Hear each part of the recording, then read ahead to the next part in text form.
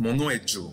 Je suis un vrai passionné de Jean-Paul Riopelle. Et aujourd'hui, j'aimerais vous parler de sa vie, de son enfance et de son adolescence. Jean-Paul Riopelle naît à Montréal le 7 octobre 1923. La famille vit avenue de Lorimier dans un quartier ouvrier. Mais les Riopelle sont à l'aise. La mère de Jean-Paul, Anna, a reçu un héritage de ses parents. Léopold, le père, construit des maisons. C'est un entrepreneur prospère. Jean-Paul est un enfant vif, espiègle, un peu bagarreur, pas trop studieux. À l'école, ce n'est pas toujours facile car il est gaucher. À l'époque, on obligeait les gauchers à écrire de la main droite et on les punissait s'ils refusaient d'obéir. Mais Jean-Paul ne s'en fait pas trop. Il a des copains, il a des rêves. Il se voit ingénieur, mécanicien automobile ou joueur de hockey professionnel. Jean-Paul est donc un enfant heureux, du moins jusqu'à ce que le drame frappe. Alors qu'il n'a que 7 ans, son petit frère Pierre, âgé de 4 ans, meurt. Jean-Paul en est très affecté. Il restera enfant unique, une situation très rare à l'époque. Et la vie continue. Jean-Paul va à la pêche avec son père. Il aime travailler le bois avec lui ou le regarder dessiner, car son père dessine très bien. D'ailleurs, celui-ci ne se gêne pas pour retoucher la pomme faite par Jean-Paul ou carrément dessiner dans son cahier d'écolier. Les années 1930 sont difficiles, c'est la crise économique. Mais chez les Riopelle, on s'en sort bien. En 1936, Jean-Paul entre à l'école Saint-Louis de Gonzague. Il y a là un professeur de dessin, Henri Bisson, qui donne des cours privés la fin de semaine. Chacun de leur côté, professeurs et élèves vont reproduire ce qu'ils voient autour d'eux. Ils font des natures mortes.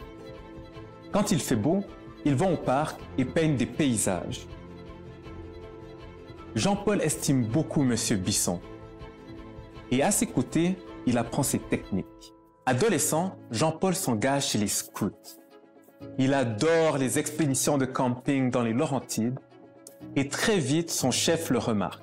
En parlant de Jean-Paul, il écrit « C'est une tête folle volontaire. Il aime le scoutisme et la nature passionnément. »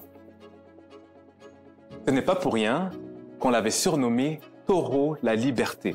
En 1938, Jean-Paul et son père assistent à une conférence de Grey Hall, de son vrai nom Archibald Laney, un environnementaliste anglais établi dans une communauté autochtone du Canada.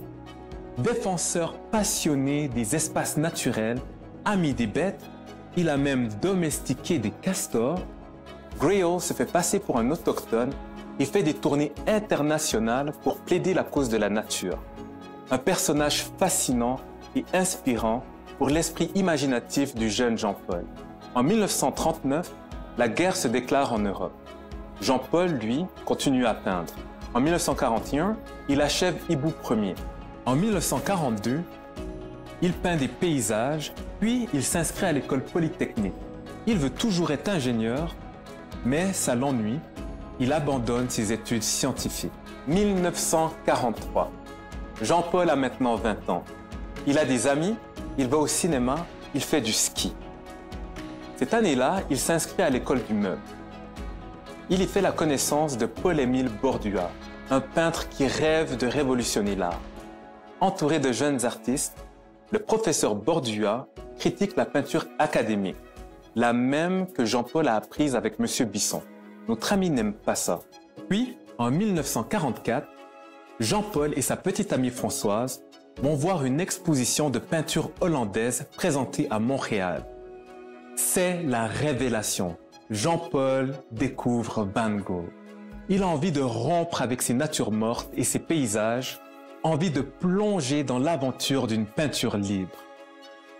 Il va donc se lier d'amitié avec les jeunes du groupe de Bordua. Ensemble, ils lisent les surréalistes, ces poètes européens qui valorisent une création libre, spontanée et sans contrainte. Le problème, c'est que nous sommes au Québec, une société traditionnelle. Le gouvernement est celui de M. Duplessis et ses artistes ne sont pas les bienvenus. Mais Jean-Paul n'est pas du genre à se laisser dépérir par un pays qui ne veut pas de son art. En 1946, il épouse Françoise et en 1947, le couple s'installe à Paris. La guerre est terminée, la ville est en effervescence et Jean-Paul y découvre la terre de liberté dont il rêvait. Les Riopelle reviennent brièvement au Québec en 1948 pour la naissance d'Isseut, leur fille aînée, et la publication de Refus global, un texte rédigé à l'initiative de Bordua et signé par 16 artistes qui crient leur révolte et leur désir de liberté. Fin 1948, la famille retourne en France. Sylvie, la fille cadette, née en 1949. Dans les années 1950, Jean-Paul visite les musées. Il fréquente des artistes venus de partout dans le monde. Et il se jette à corps perdu dans la peinture. Il crée ces grandes mosaïques, d'immenses peintures à l'huile réalisées au couteau et qui feront sa renommée. Les marchands d'art achètent ses peintures. On expose ses œuvres à Londres, à New York, à Berlin. Et Jean-Paul, le jeune Canadien français de la rue Delorimier à Montréal, devient l'un des plus grands peintres au monde. Sa vie en Europe est trépidante. Il voyage en motocyclette, il collectionne les voitures anciennes, il navigue sur son voilier et par-dessus tout, il peint. Jean-Paul vivra en France pendant 40 ans. Début 1990, Jean-Paul revient vivre au Québec, dont la nature inspire plus que jamais son art. Il s'installe d'abord dans l'île Laurentide, puis à l'île aux Oies sur le fleuve Saint-Laurent, où il peint son œuvre ultime, l'hommage à Rosa Luxembourg. Il décède parmi les oies blanches dans le village de Saint-Antoine de l'Île aux Grues le 12 mars 2002.